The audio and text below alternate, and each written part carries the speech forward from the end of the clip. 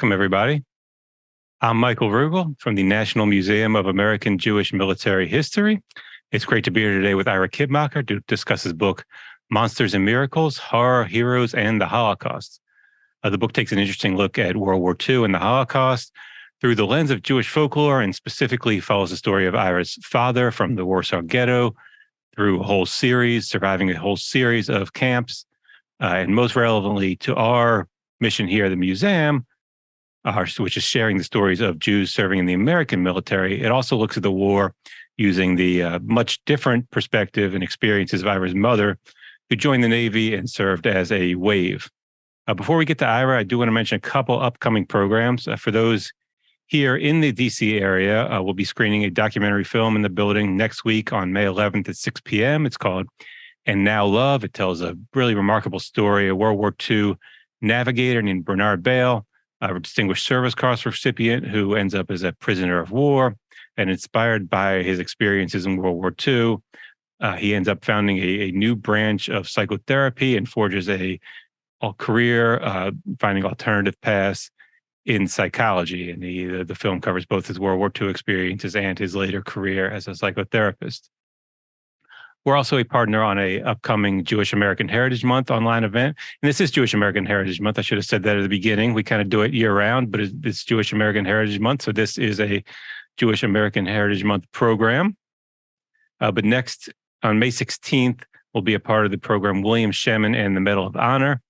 That'll be online May 16th at 1 p.m. You can register for that one through the Weitzman National Museum of American Jewish History, and you can find all that information on our website as well.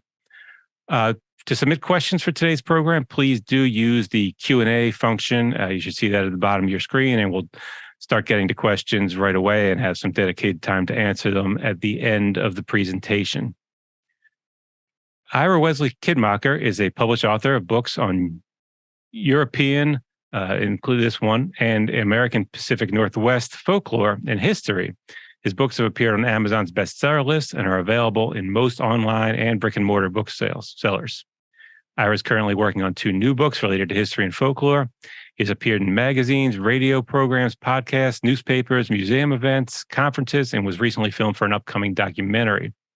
Ira served as a professor teaching graduate-level courses on human resources and government at Georgetown University in Washington, D.C., Portland State University in Oregon, as well as undergraduate courses on management and government at Grays Harbor College in Aberdeen, Washington, Clatsop Community College in Astoria, Oregon.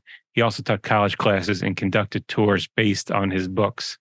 Ira is a retired senior U.S. government executive, retiring from the position of Chief Human Capital Officer for the U.S. FDIC in 2019. He has a passion for history, folklore, and conflict resolution, as we see in the book. Ira, thanks so much for being here with us today. Thank you, Mike. I appreciate it. And thank you to the Museum of American Jewish Military History for hosting this webinar. And thank you to all of you. I know that people are busy and you have lots of things going on. So I do appreciate your time for joining me and us today. So I'm going to go ahead and just get started. As Mike said, I've written and had published a number of books, most of them tied to history and folklore, as well as conflict resolution. This book is particularly important and special to me because I focus on my parents, my father, Al, and my mother, Pearl. And it probably sounds cliched to say this, but they were my heroes. And I'll explain why that is during this session. In the book, in addition to talking about my parents, I talk about a number of different topics, including how or why the Holocaust happened. I tell the story of the protagonists, the Nazis' victims, and including the Jews as well as others, and sort of the history of the Jews looking for ways to protect themselves, to defend themselves throughout their history. I tell the story of America and the Allies who fought against the Nazis.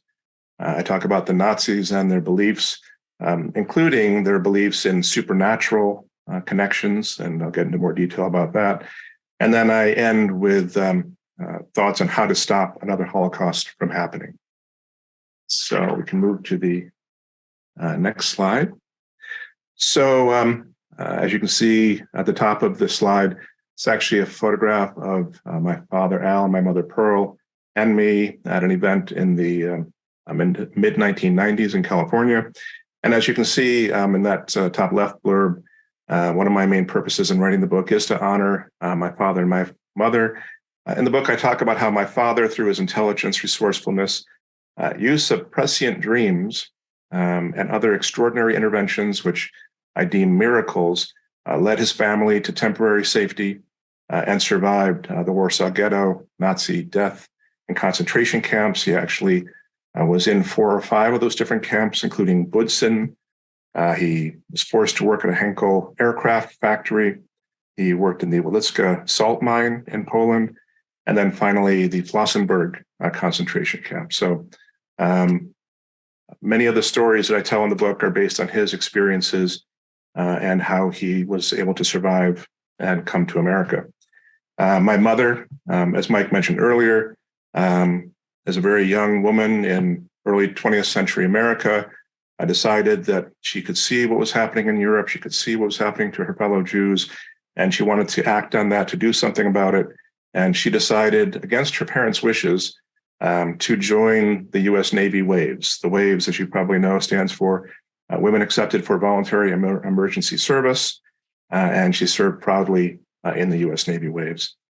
The second box on this slide, I say that another purpose is to breathe life into the times and spirits of those lost to this nightmare. That includes virtually my father's entire European family. I mentioned that he was able to temporarily lead them to safety, but unfortunately, they all perished in the Holocaust. And so I do tell their stories, and where I don't have the facts. I obviously did not meet my relatives from Europe. I was able to piece together a history to give voice to them. I also reflect on the millions of people who lived and died during World War II. Obviously, 6 million Jews, but there were many other victims of the Nazis, to include the physically and mentally disabled, the Roma or Gypsies, the Poles, Jehovah's Witnesses, homosexuals, courageous resistors, priests, pastors. It's estimated that some 40 million people died at the hands of the Nazis. One final point on this slide, as I have at the bottom of the slide, this is also a cautionary tale of the similarities between the 1920s and 1940s with the period that we're living through right now, which are giving rise, unfortunately, to things like Nazism, fascism, white nationalism, intolerance. And so I try to gain lessons learned from what happened in lead up to and during the Holocaust and World War II, lessons for us to learn, things that we can do to avoid another Holocaust, things that we can do to make this world a more tolerant place. Some argue that there's nothing necessarily unique about the Holocaust, that there have been periods of death and destruction throughout history.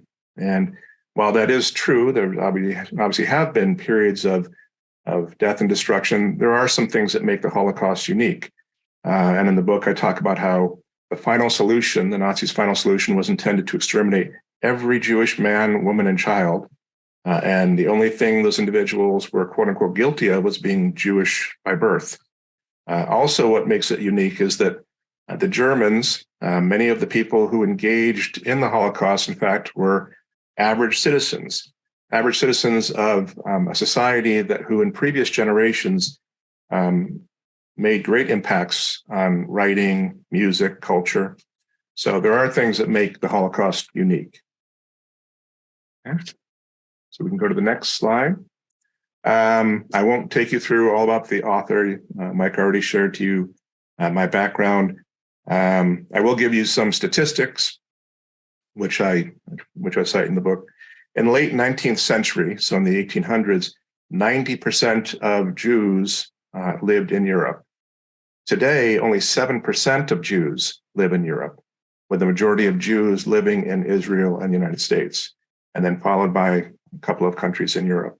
So that's just a huge impact, obviously. There were 16.5 million Jews before the Holocaust. Today, there are some 15 million Jews in the world. And the statistics, which I think many of us have heard them, 1/3 of the Jews alive in the world before the Holocaust were killed. 2/3 or 6 million European Jews were killed.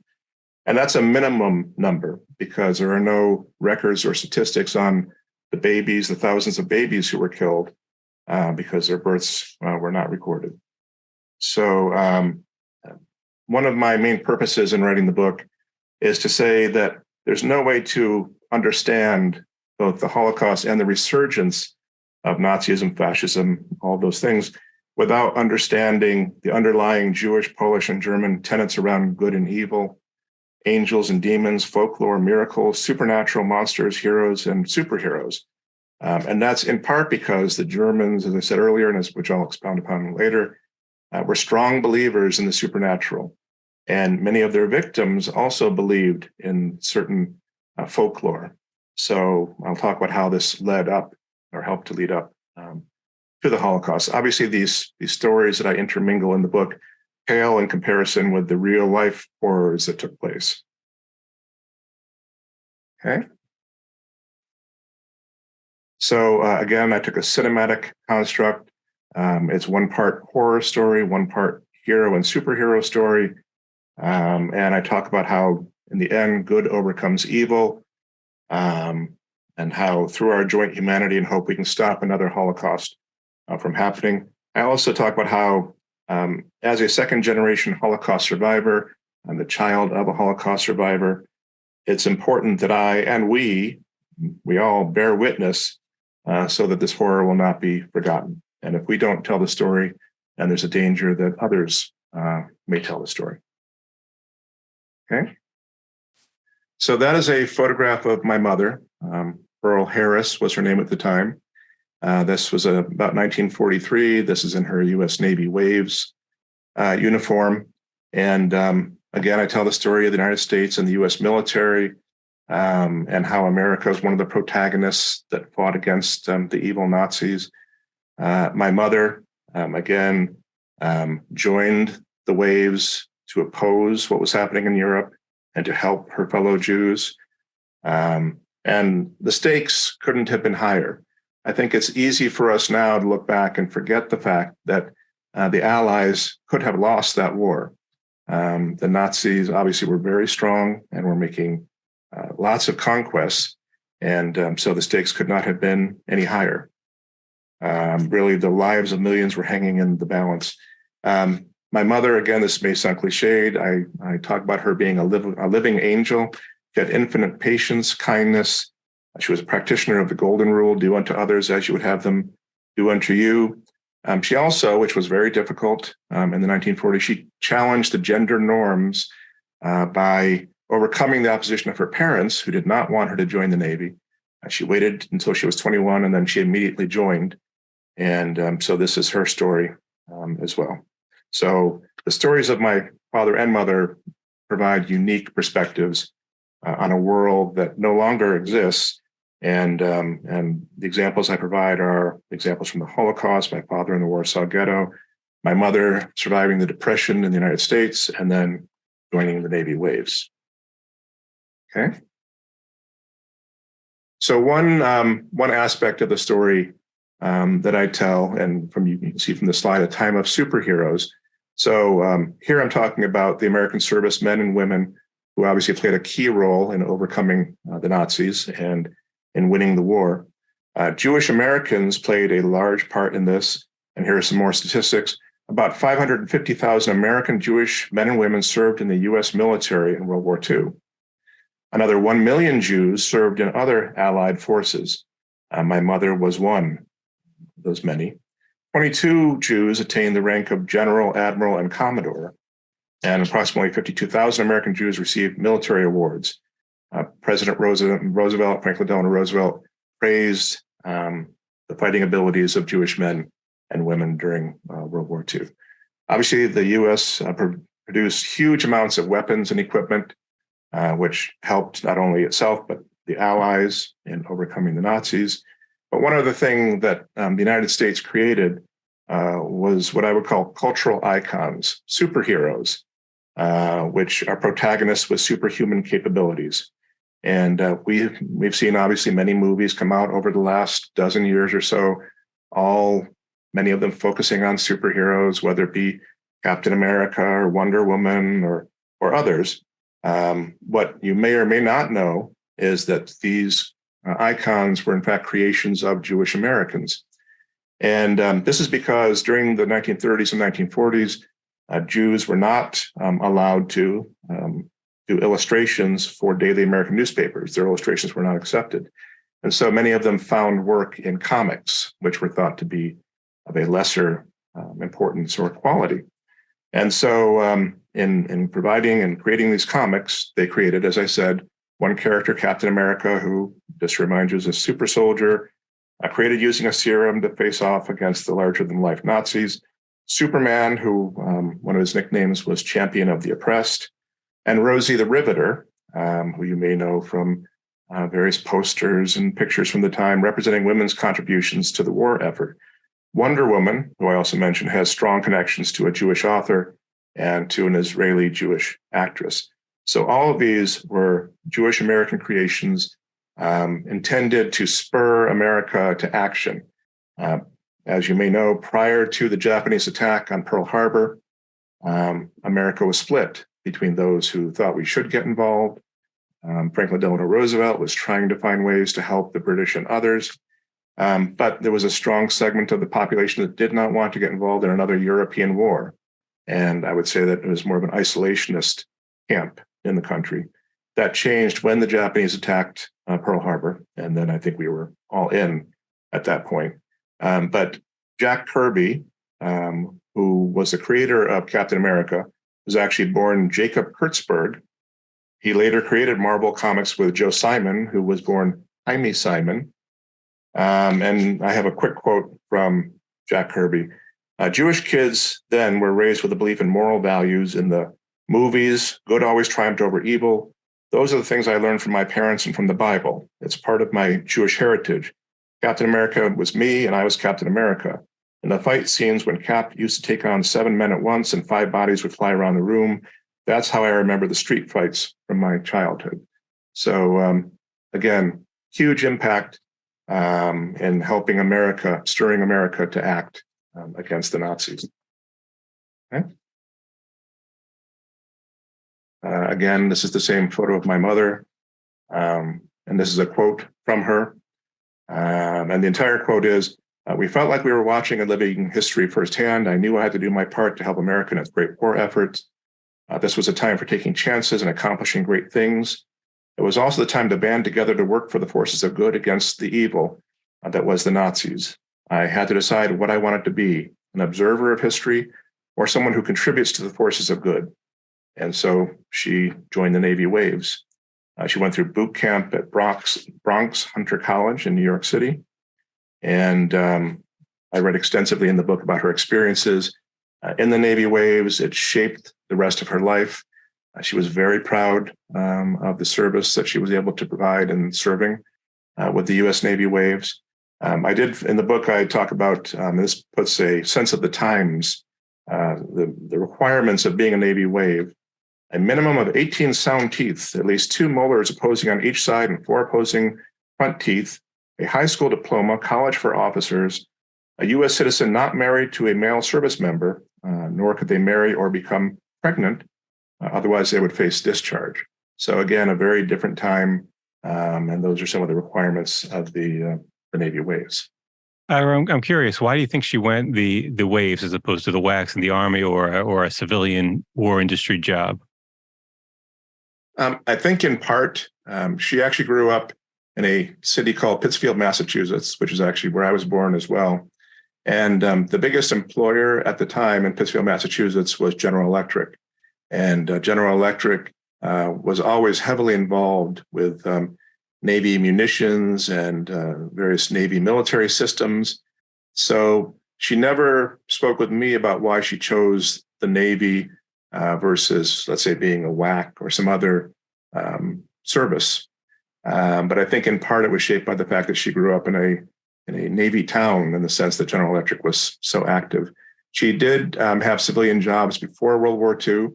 I think that she found that since she became aware of what was happening in Europe and the horrors that were starting in Europe, I think that she wanted to have a more direct role in trying to oppose those evil forces more so than what she could have done as a civilian.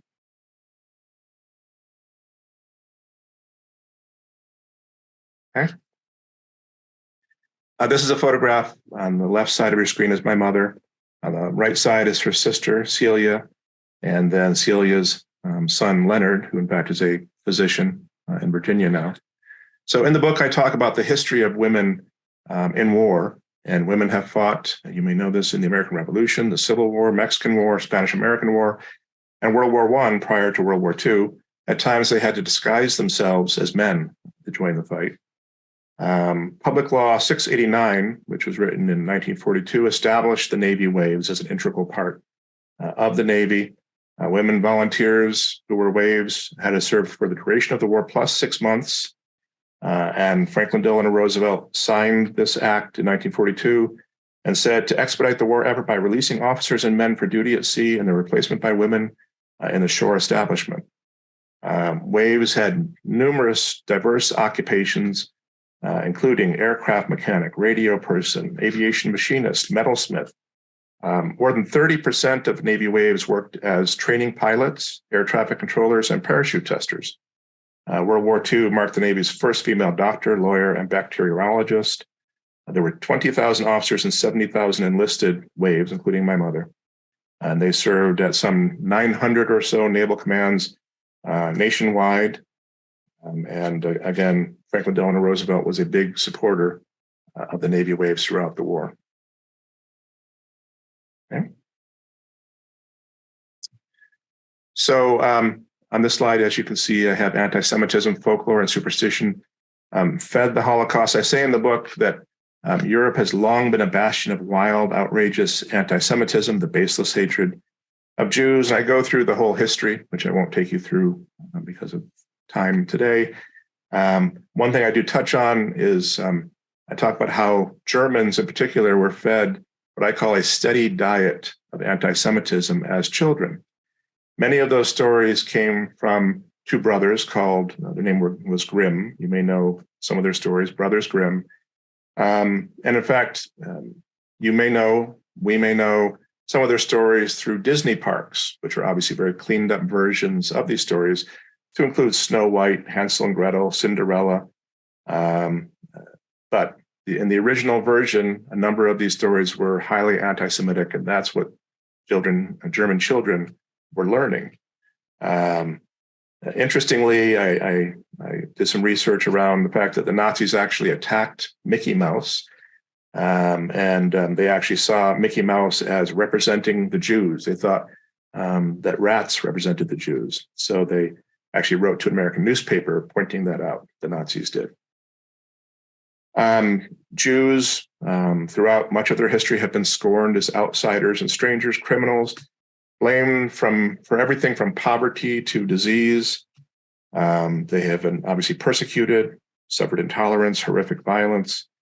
And unfortunately, anti-Semitism continues, and we hear the stories, we read the news, and it continues through folklore, stereotypes, conspiracy theories, violence.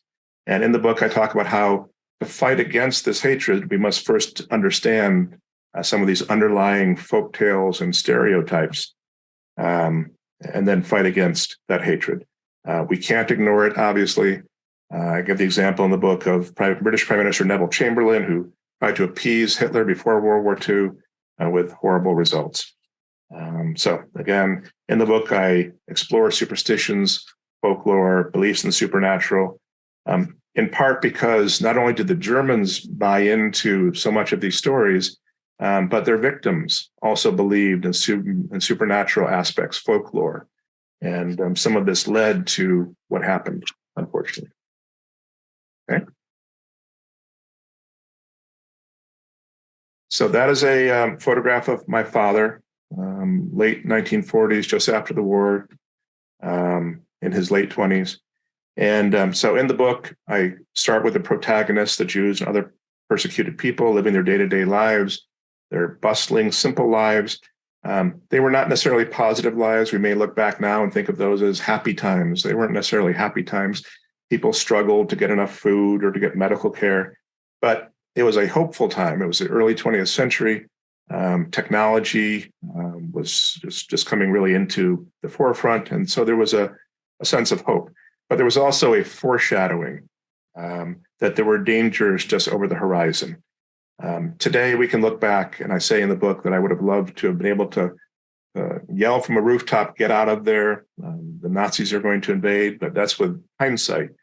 Those who were living at the time couldn't come to grips with what was about to happen. And I have an example, which is my father talked about how he tried to get his father, my grandfather, to move the family away from Europe, to maybe come to the United States or Canada. And my grandfather said no, that the Germans were a noble people, and that there may be a few bad eggs, but in the end, the Germans would get these people in line. And unfortunately, that's not what happened. I talk about how the Jews throughout their history knew they needed to protect themselves. And you may have seen some of the movies like Raiders of the Lost Ark and Glorious Bastards, where they talk about these super weapons, including the Ark of the Covenant containing the Ten Commandments or the trumpets of Joshua. So I talk about those. I also talk about the inanimate clay figure, the golem, who you may know about. Some people think that actually that served as an example for Mary Shelley to create Frankenstein. It was an inanimate object made out of clay who answered to the rabbis at the time and protected the Jewish community. So my father serves as a primary hero. He was very smart. He was very strong. He also believed in hope and miracles. He understood underlying folklore. I tell the story of how he knew the story of being an invisible man, which was a popular movie at about that time. And he told the story of how in one of the concentration camps, when the Nazis were going to be tattooing him, he tried to hang to the back of the crowd and be invisible. And unfortunately, they saw this and they pulled him forward. And he says that they gave him the biggest tattoo that they could have given him. So, okay, I'll move on from there. Again, my father, I'll give you the full quote. Despite not having enough food, work, comforts, or belonging, we didn't realize how good we had it. Ahead of the oncoming nightmare, we worked, we lived, we loved each other. We enjoyed living in the warmth and light of each other's company. It was a fairly simple life, not too different than our ancestors' shtetl, a small European village, way of life. Although there had always been anti-Semitism, it didn't rule our lives. It was truly the calm before the storm. Obviously, what happened to him had a huge impact. He was devastated by the loss of his entire family. He had to suffer through the 4 or 5 camps that he had to suffer through. And in a few minutes, I'll talk about some of the other experiences that he had and that he survived by, and I think made him stronger. Okay. So I talked earlier about how horror stories play a part in this book. The core emotions meant to be created by horror stories are fear and terror. The arc of horror stories generally follow the same line, which is protagonists living a simple life, just getting by, antagonists, monsters, evil at the door, and then the protagonists overcome. These stories, these horror stories, are intended to be allegories containing moral meaning in the guise of monsters and other supernatural beings. They reflect the anxieties of the time and or warn or predictive anxieties to come. They offer a broader message about world real issues. So as I've said a couple of times now, the Nazis were strong believers in the supernatural. They viewed Jews and others as subhuman, outsiders, strangers. They saw their victims as monsters. They talked about how the Jews and others had stabbed the Germans in the back with World War I, draining the blood of the fatherland. And I talk about in the book how the German history unfolded, especially around World War II, like a Robert Louis Stevenson's book, Dr. Jekyll and Mr. Hyde. It was a battle to see who would win, the cultured Germans or the bloodthirsty Nazis. And the Germans, interestingly, saw themselves as honorable werewolves. They named some of their submarines. They called their submarines wolf packs. And they gave individual submarines names like Werewolf and Grimm after the brothers Grimm. So just supernatural aspects to this. The Jews and other persecuted people saw and felt themselves living through this nightmare. Again, the only offense that they committed was being a member of the group, of being born Jewish. The Allies who were fighting the Nazis saw the Nazis as marauding monsters. And then I talk a little bit about how prior to World War II, some of the first horror movies were in fact German movies that you may know. 1915, The Golem, 1922, Nosferatu. They had anti-Semitic overtones. They forecasted what was going to be happening with the Holocaust and with World War II. And I talk about also other horror movies. I won't take you through all of them, of the 1930s and 1940s that either foretold what was going to happen or reflected what was happening. Interestingly, 1941's The Wolf Man was based on a screenplay by a man who was a Jewish refugee from Nazi Germany, Kurt Siodmak, sorry. And so these other stories reflected what was happening in the world at that time. Okay. To continue on, the Nazis, as I said, used stories and images of vampires to reflect Jews and other subhumans. The Germans were looking for breathing space. As I said, they were big believers in supernatural topics, and it was an inherent characteristic of Nazis. They were looking for, and we may dismiss these as crazy, but if the war had gone a different way, who knows where this would have gone. But the Nazis were looking or trying to create things like death rays. They were exercising, they were looking into paganism. The swastika, you might know, was actually an Indian symbol meaning well-being. They adopted that to be the Nazi Party's symbol. They were looking into witchcraft, miracle weapons, the lost kingdom of Atlantis. Hitler himself was a big believer in Norse frost giants. And there was a organization you may know of, it was called the Thule Society. It was an occultist group that made its members take a blood oath, declaring that they were not Jewish, that they shared no Jewish blood or colored blood. So again, I talk about all of that, these early movies by the Nazis, and Hitler himself, who you may know from watching documentaries or reading different books, saw himself almost as a cinematic hero. He would play to adoring crowds. He would pose in front of mirrors and cameras, taking heroic poses and doing his rhetoric. And he had his people make movies that reflected the Nazis' beliefs. So all of this fed into this horror, this supernatural overtones, which the Nazis were big believers in. Okay. So in the book, I also talk about the Germans' militaristic past. This is a photo of the Nazis rounding up Jews in the Warsaw Ghetto. It's a famous photograph.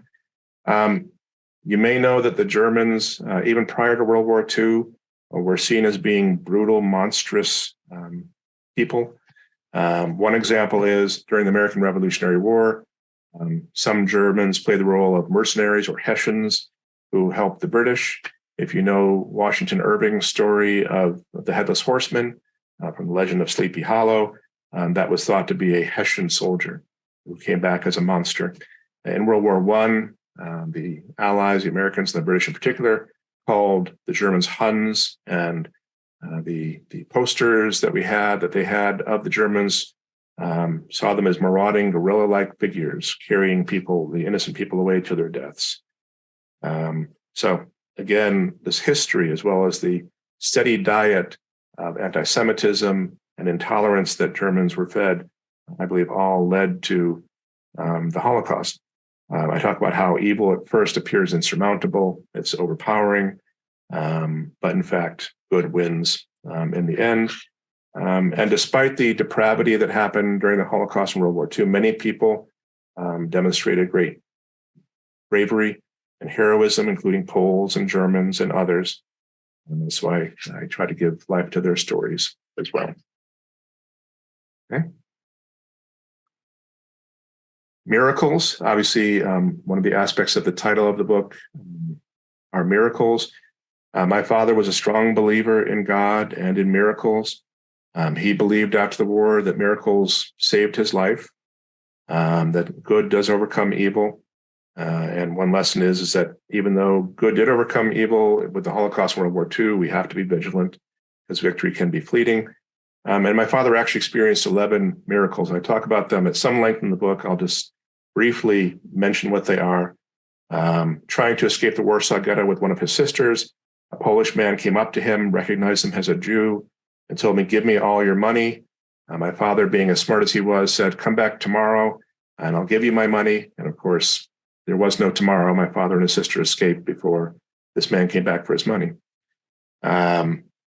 Again, being identified at the train station in Warsaw and escaping, convincing a train conductor not to turn them in to the Nazis because it would be too much trouble that the train conductor would have to face. My father had a dream of fighting a big black bird and winning. When he told the story to an older prisoner, that person said, "You had a fight with evil, with death, and you won." The next day, my father woke up too sick to march. Those who were taken out in the march were in fact all killed. My father was not killed because he stayed behind. At one point, when the Nazis were separating people out between who would live and who would die, they asked my father what it is that you do for work, for a living. My father was a tailor his entire life. For some reason, at that moment, he thought to say to the Nazis, "I'm a sheet and metal worker." And the Nazis spared his life. And that's when they sent him to work at the Henkel aircraft factory. So again, because he didn't say he was a tailor, he was spared. At another point, in another camp, a guard threatened to kill him if he didn't give up his lunch. The next day, the guard was supposed to kill my father. And then somehow, by one of these miracles, this guard was led away for moonshining and poisoning others. So my father survived. Interestingly, the guard's name was Fritz. And as we were growing up, our first dog, my father actually named him Fritz. And interestingly, he was a German pointer. So my father said that that was a good name for a dog, would be Fritz. We all loved the dog. He was a great dog. At another point, my father was being transported with other prisoners by train, as they often were. They were layered, some prisoners on top, some prisoners on the bottom. Unfortunately, a British aircraft strafed the train, killing the people on board the top of the train. My father talked about how the blood came running down onto those in the lower section, including him, but he survived. Another time, my father was marching on one of these forced marches from one of the camps. His legs were giving out. He felt very weak, but he heard a voice, and he knew that no one knew his name, but he heard a voice saying, "Kitmacher, don't stop here." Those who stopped were killed. He kept on going and survived. At the end of the war, the prisoners were taken to a German town, Stamsried, in Bavaria. They were going to be killed by the guards. My father and the other prisoners looked up into the hills and saw tanks coming over the hills with the white stars of the American army. It was Patton's army. And of course, the Germans and others ran into the woods, and my father and others were saved. Three more. We're almost at the end. At the end of the war, my father weighed 85 pounds, which obviously was a huge loss in weight. And it's amazing that he survived. In coming to America, he was actually sponsored by a Jewish group, so he shouldn't have had to work his way across the sea, but he in fact was forced to work, and he said how he was bleeding from his eyes, nose, and ears and throat, but survived. And finally, he came to this country knowing no English and knowing no one, but he survived, and not only survived, he built a successful career and had a family. So let me stop there, Mike. I see that. Yeah, a question in the Q&A from Joseph Dos Ramos. How do you think your dad was able to find the personal, mental, and emotional strength to continue a meaningful life in the aftermath of his experience of the Holocaust and the loss of his immediate family? That's an excellent question, Joseph. Thank you for that. I think that my father had some innate characteristics. I think he was a very strong person. I talk about in the book how he suffered anti-Semitism as a child and as a teenager. I think he learned to be tough, losing his entire family. It doesn't get much worse than that. He was able to keep on going somehow. And then when he came to this country, and in the book, I talk about how he met my mother. And in the book, I say that in my view, my mother was the absolute good to which my father was attracted and which helped him to, in fact, build a successful life. So I think that some parts are just part of who he was, his intelligence and his ability to survive. Part was my mother's influence, and but the war itself had a huge dramatic effect on him. He always suffered. He suffered from nightmares. He suffered from anxiety, as so many of the survivors did. And unfortunately, some of those same things are passed down to the second generation of survivors. But so I'll stop there. Hopefully that answered the question.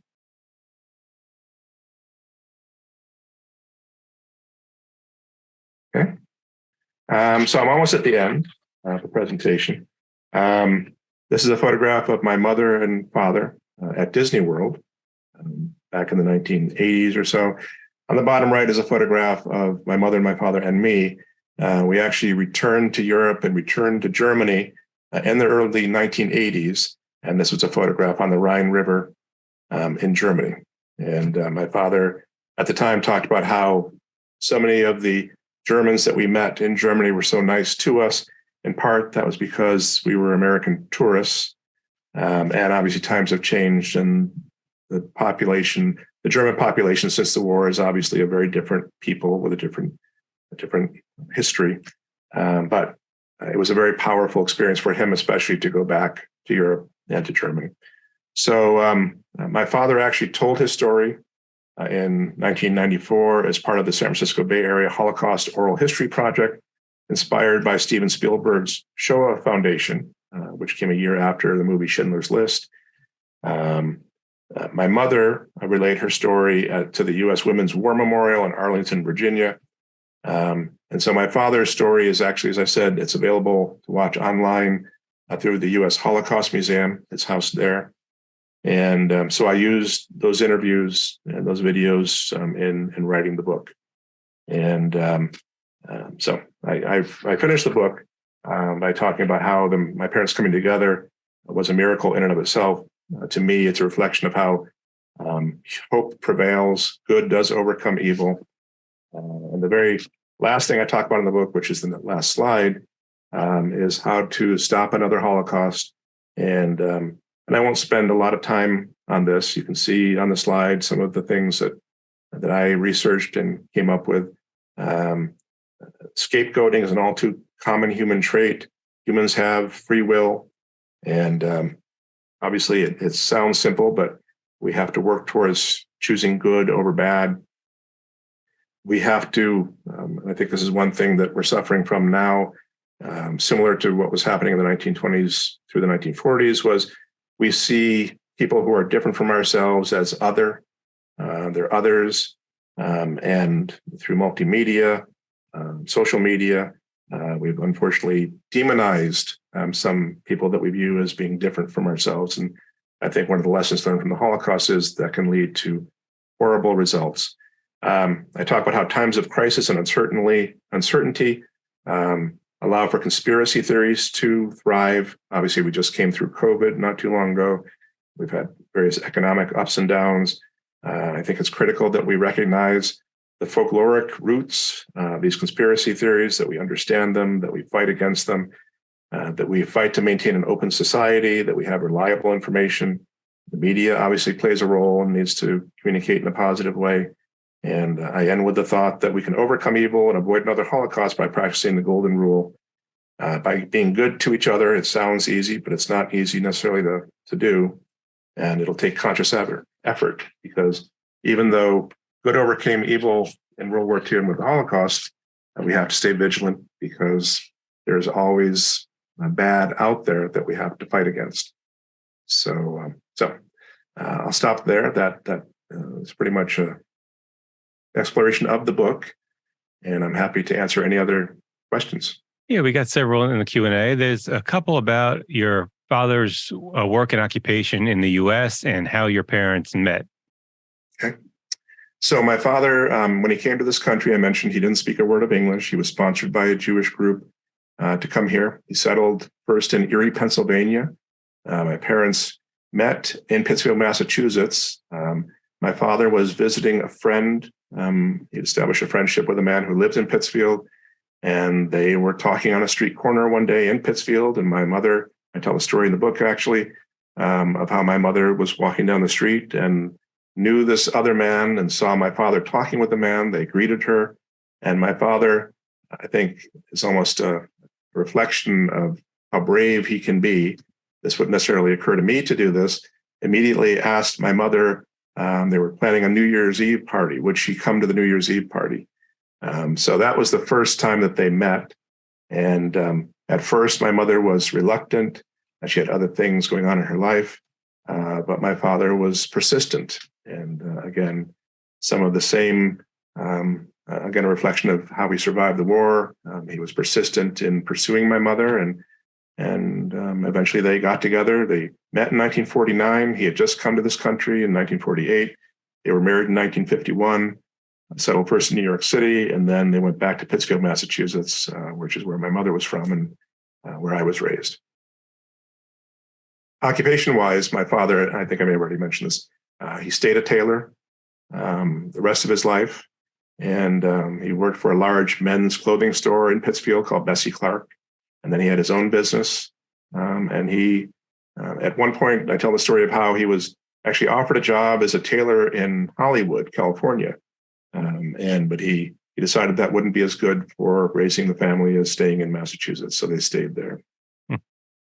A question from Sarah Adler. Did your mother have problems in the waves for being Jewish? Any anti-Semitism in her experience?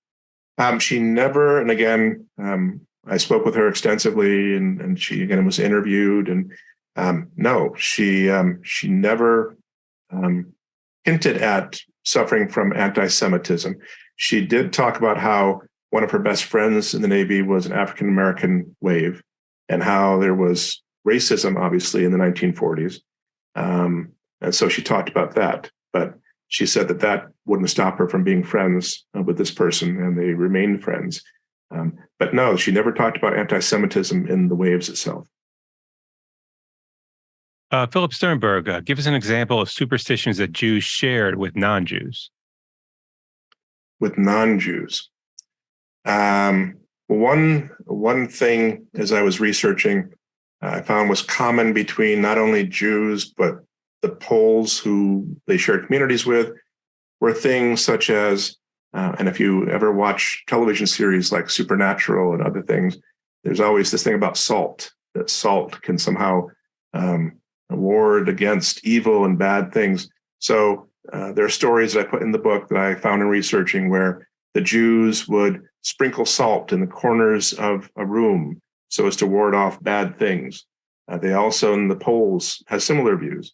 They also would attach a metal needle or pin to a person's clothing with the thought that somehow metal would protect them against bad and evil. So there were some of these things, some of these superstitions. There are other things, though. I talked about how the Nazis called the Jews vampires sucking the blood. There are extensive stories in Poland and other parts of Eastern Europe about vampires and werewolves. So many of these things cross boundaries, cross borders. It's fascinating to me that so many of these, what we consider to be imaginary creatures, some people call them cryptids, go across borders. It doesn't matter if you're Jewish or Polish or Russian or German. You had some of these same views of these imaginary creatures and some of these superstitions. This is just a comment from Rabbi Joan Sachs. I'd just like to add that the industrialization and mechanization of murder, which was then possible, set the time of the Holocaust apart from earlier times and could potentially do that now if we don't act in various ways. Right. I completely agree. I think the Nazis, it's you always read about how the Nazis were very good before the war at making trains run on time. Well, unfortunately, in the war, they made trains run on time, which was a very bad thing. And so technology has fueled some of the bad things that have happened. Rosalind Sokoler asks about what happened to your father's sister who escaped the ghetto with him. He had 2 sisters and 2 brothers. They all perished at different times. The one sister who was at the Warsaw Ghetto, that at first he was able to avoid the man who demanded money, and then another person who literally pointed to them and yelled out Jews, and then the train conductor came over and they were able to talk the train conductor into not forcing them off the train. She was later captured. as were each of his siblings and his parents. And I do talk extensively in the book about how each of those things happened. And they're all their own individual stories, whether they were captured by the Nazis on board a train, or one of his brothers was forced to work in one of the camps, actually forced to be a supervisor of others, and the Nazis thought he didn't work hard enough and killed him. I describe in the book how my father's parents were taken from him as they were all on the train, as he was trying to lead them all to safety, and how the Nazis, my father talked about how he'd never seen his father hurt or bleed until that day when a Nazi came up and hit him in the face with the butt of a rifle and took his parents away. So many horrible stories. Gene Gold asks, how can we find the video of the interview with your father on the U.S. Holocaust Museum site? Does it have a name? What do we search by to find that video? Yes, you can go online to the U.S. Holocaust Museum and look under the name of Albert Kitmacher, my same last name. So Albert, A-L-B-E-R-T, Kitmacher, K-I-T-M-A-C-H-E-R. And that's where they house the interview. Another one from Joseph Dos Ramos. What was it like for you personally and in your identity as a Jew, having grown up in the immediate shadow of your mom and dad's experience? Another very good question. It had a huge impact on me, and I talk about that in the book. I talk about how I'm very proud of my Jewish heritage, but I think that there was always a sense my father had a difficult time ever trusting people again for the rest of his life, and probably for good reason. And so even though outwardly he was a gregarious person and liked to go to barbecues and things like that, he was always very protective, and there was not a lot of trust. And so I grew up, I think, feeling some of the same things. Pride in my background and my heritage, knowing my father and mother's story, always with a sense that I wanted to achieve. And that led me to climb the ladder within the federal government to become a senior executive. I went to law school, became a lawyer. I've written now all these books. So that always fueled my need to do positive things and to help other people. But I also have a tough time trusting. I have some very close friends, but I don't have a huge circle of friends. I think that that's a reflection of how that lack of trust has been passed on to me. And I'm always on guard. Obviously, we all know the stories of what's happening today, the news stories, but I've always been on guard of bad that might be out there and trying to work against that. A comment from Ivan Vamos. I am a Holocaust survivor and U.S. Navy vet. My uncles managed to leave, one in 1938, one in 1939. They were in the U.S. Army, one an aerial photographer, and one a combat infantryman. I have recollections of teaching anti-Semitic things even after the war in Slovakia in a parochial school after the war. Thanks for that, Ivan. Neil Goodfriend, was it difficult for you to research and write the book? How long did it take? Well, and actually, before we started this webinar, Mike, I mentioned to you that with COVID, I think many of us found that we had lots of time, and we weren't going out and doing lots of things. And I had just retired from the federal government in 2019. And so I spent a great deal of time with my wife's and children's support, researching and writing. The book came out in 2022, and I wrote pretty steadily for those 3 years or so. I also worked on other books at the time, but I would say I put the biggest amount of time into this book. And so it took me a good portion of 3 years. There are many resources out there. I researched extensively. All that research is in the back of the book. The U.S. Holocaust Museum records are very helpful, but there are other materials out there that were very helpful to me. And I also talk about how in the book, it had a huge impact on me just researching and writing the book.